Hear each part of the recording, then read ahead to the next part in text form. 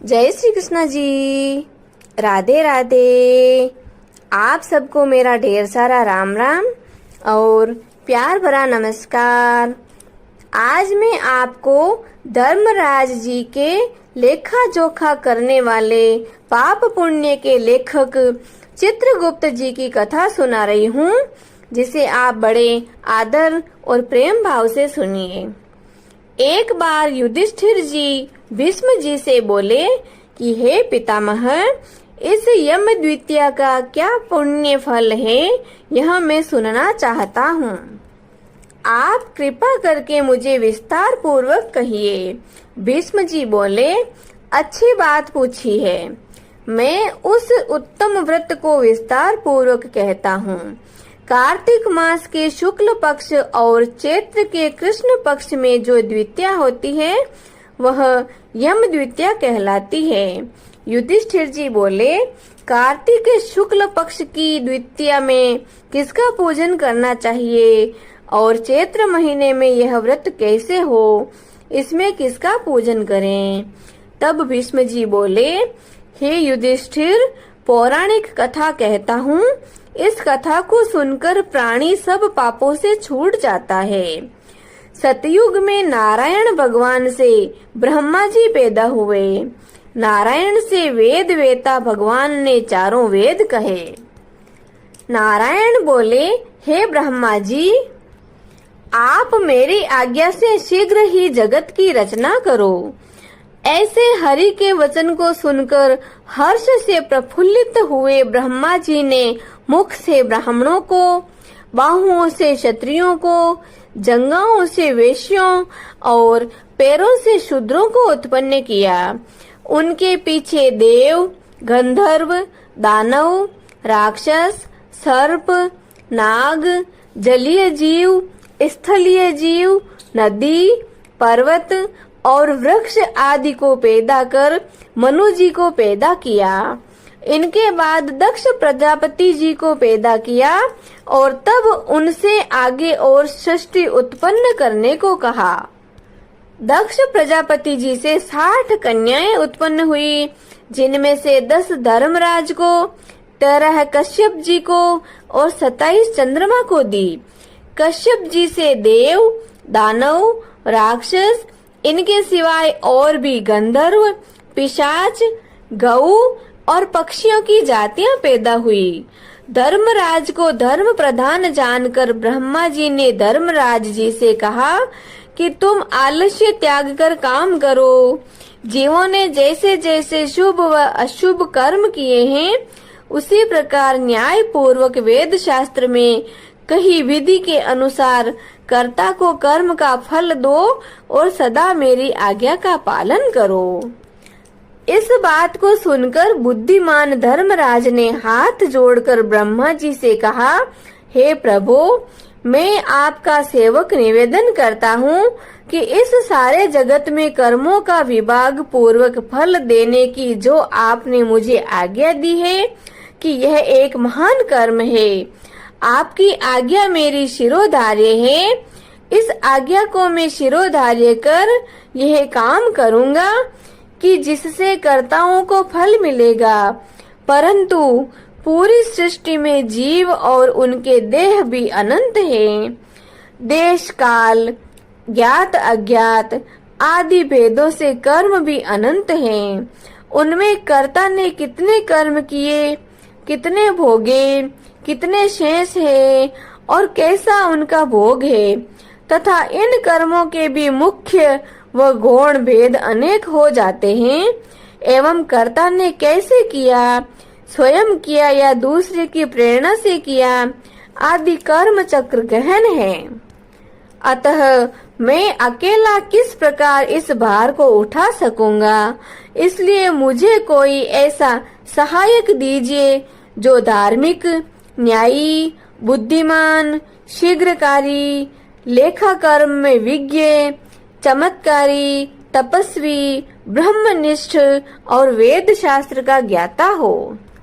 धर्मराज जी यमराज का मनोरथ पूर्ण करने की चिंता करने लगे कि उक्त सब गुणों वाला ज्ञानी लेखक पुरुष होना चाहिए।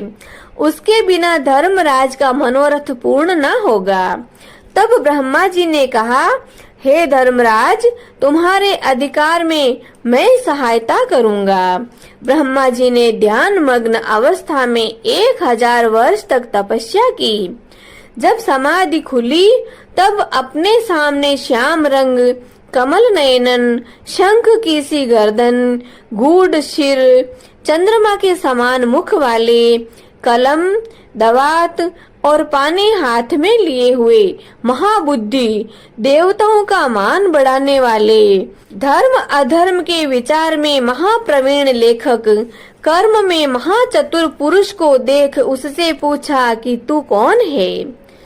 तब उसने कहा, हे प्रभु, मैं आपके शरीर से प्रकट हुआ हूँ, इसीलिए मेरा नामकरण कीजिए और कहिए कि मैं क्या करूं। ब्रह्मा जी ने उस पुरुष के वचन सुन हंसकर कहा, तू मेरी काया से प्रकट हुआ है, इसलिए तुम्हारा नाम कायस्थ चित्रगुप्त है। धर्मराज के पूर्व में प्राणियों के शुभ अशुभ कर्म लिखने में उसका तू सखा बन, इसलिए तेरी उत्पत्ति हुई है। ब्रह्मा जी ने चित्रगुप्त से यह कहकर धर्मराज से कहा, हे धर्मराज, यह उत्तम लेखक मैंने तुमको दिया है, जो संसार में सब कर्म सूत्र की मर्यादा पालन करने के लिए है। इतना कहकर ब्रह्मा जी अंतर ध्यान हो गए। फिर चित्रगुप्त कोटि नगर को जाकर चंड प्रचंड ज्वालामुखी काली जी के पूजन में लग गया। उसने चित्त लगाकर ज्वालामुखी देवी जी का जप और श्रोतों से भजन पूजन और उपासना की कि हे जगत को धारण करने वाली, तुमको नमस्कार। हे महादेवी, तुमको बारंबार नमस्कार है। स्वर्ग, मृत्यु, पाताल आदि लोक लोकांतरों को रोशनी देने वाली, तुमको बारंबार नमस्कार है। संध्या और रात्रि रूप भगवती, तुमको बारंबार नमस्कार है। श्वेत वस्त्र धारण करने वाली सरस्वती, तुमको बारंबार नमस्कार है। सत, रज और तमोगुण रूप देवगणों को कांति देने वाली देवी, हिमाचल पर्वत पर स्थापित आदि शक्ति चंडी देवी, तुमको बारंबार नमस्कार है। उत्तम गुणों सहित वेद की प्रवृत्ति करने वाली, 33 कोटि देवताओं को प्रकट करने वाली, त्रिगुण रूप गुणों को देने वाली, 3 नेत्रों वाली, 3 प्रकार की मूर्ति वाली, साधकों को वर देने वाली, दैत्यों का नाश करने वाली, इंद्र आदि देवों को जैसे वरदान देती है, वैसे ही मुझको वरदान दीजिए। मैंने लोगों के अधिकार के लिए आपकी स्तुति की है, इसमें संशय नहीं है। ऐसी स्तुति को सुन देवी ने चित्रगुप्त जी को वरदान दिया कि तू परोपकार में कुशल, अपने अधिकार में सदा स्थिर और असंख्य वर्षों की आयु वाला होगा। यह वर देकर देवी जी अंतर ध्यान हो गई। उसके बाद चित्रगुप्त धर्मराज के साथ अपने आसन पर स्थित हुए। उसी समय ऋषियों में उत्तम ऋषि सुशर्मा ने उसकी इरावती नाम की कन्या को चित्रगुप्त के साथ विवाह किया। उस कन्या से चित्रगुप्त के 8 पुत्र उत्पन्न हुए, जिनके नाम है चारु, सुचारु, चित्र, मतिमान, हिममान, चित्रचारु, अरुण और अतीन्द्रिय। दूसरी जो मनु की कन्या दक्षिणा चित्रगुप्त से विवाही गई, उसके 4 पुत्र हुए। उनके भी नाम है भानु, विभानु, विश्वभानु और वीर्यवान। चित्रगुप्त जी के ये 12 पुत्र विख्यात हुए और पृथ्वी तल पर विचरे। उनमें से चारु मथुरा जी को गए और वहां रहने से माथुर हुए। हे राजन, सुचारु गौड़ बंगाल को गए, इससे वह गौड़ हुए। चित्रभट नदी के पास के नगर को गए, इससे वह भटनागर कहलाए। श्रीवास नगर में भानु बसे, इससे वह श्री वास्तव कहलाए।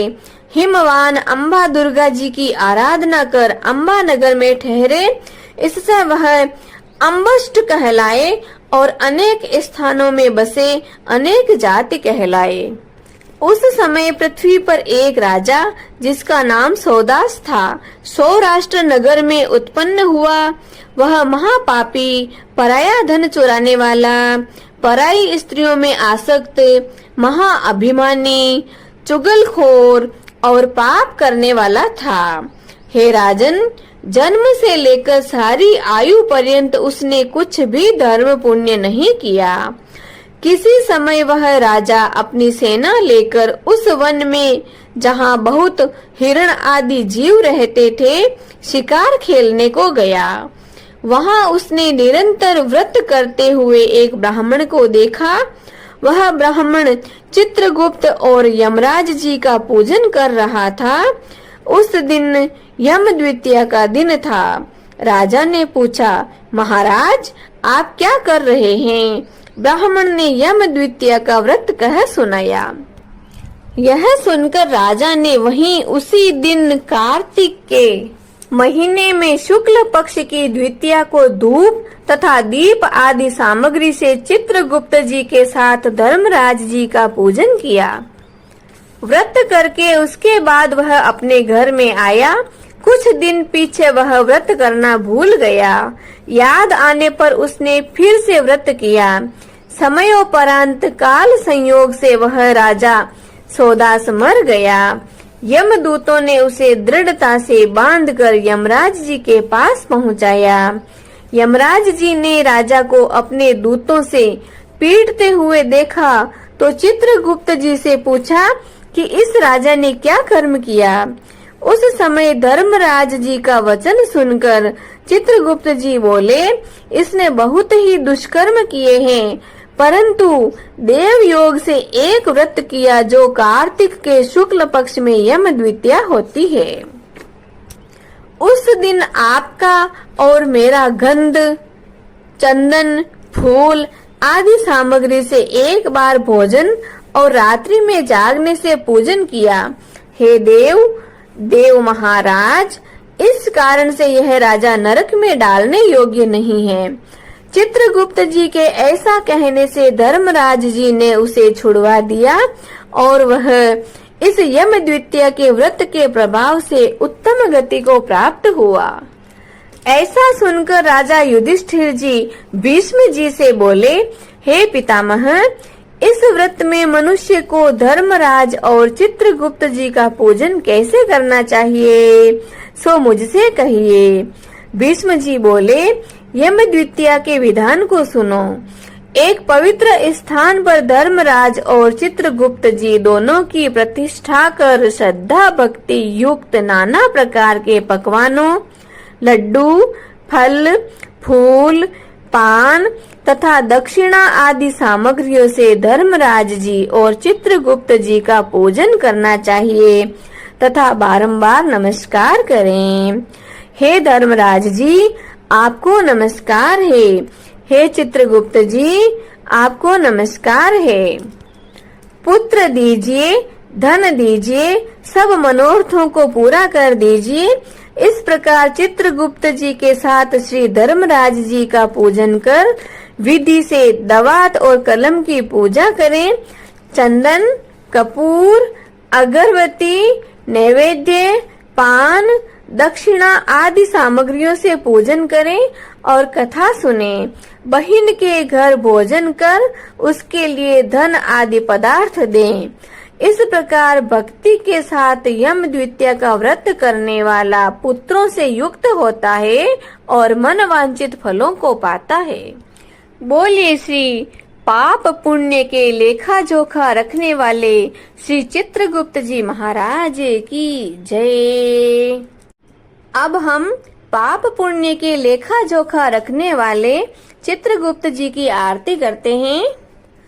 हरिओम कर्पूरे गौरम करुणावतारम संसार सारम भुजगेंद्र हारम सदा वसंतम हृदयारविंदे भवं भवानी सहितं नमामि, भवं भवानी सहितं नमामि। श्री विरंची कुलभूषण यमपुर के धामी हो स्वामी, यमपुर के धामी। पाप पुण्य के लेखक, पाप पुण्य के लेखक चित्रगुप्त स्वामी। जय जय चित्रगुप्त स्वामी। शीश मुकुट कानों में कुंडल अति सोहे ओ स्वामी, कुंडल अति सोहे। श्याम वर्ण शशि सामुख, श्याम वर्ण चंद्र सामुख, सबके मन मोहे। जय चित्रगुप्त स्वामी। भाल तिलक से भूषित लोचन सुविशाला ओ स्वामी, लोचन सुविशाला। शंख सरीखी गर्दन, शंख सरीखी गर्दन, गले में मणिमाला। जय चित्रगुप्त स्वामी। अर्ध शरीर जनेऊ लंबी भुजा छाजे ओ स्वामी, लंबी भुजा छाजे। कलम दवात हाथ में, कलम दवात हाथ में, पादुक पराभ्राजे। जय चित्रगुप्त स्वामी। नृप सौदा से अनर्थी था अति बलवाना ओ स्वामी, था अति बलवाला। आपकी कृपा के द्वारा, प्रभु की कृपा के द्वारा, सुरपुर पगधारा। जय चित्रगुप्त स्वामी। भक्ति भाव से ये आरती जो कोई नर गावे हो स्वामी, जो कोई नारी गावे। मन वांछित फल पाकर, मन वांछित फल पाकर, सदगति को पावे। जय चित्रगुप्त स्वामी। जय चित्रगुप्त स्वामी ओ प्रभु, जय चित्रगुप्त स्वामी। यमपुर के तुम धामी, पाप पुण्य के लेखक आप अंतर्यामी। जय चित्रगुप्त स्वामी। बोलो पाप पुण्य के लेखक चित्रगुप्त जी महाराज की जय। श्री धर्मराज जी महाराज की जय।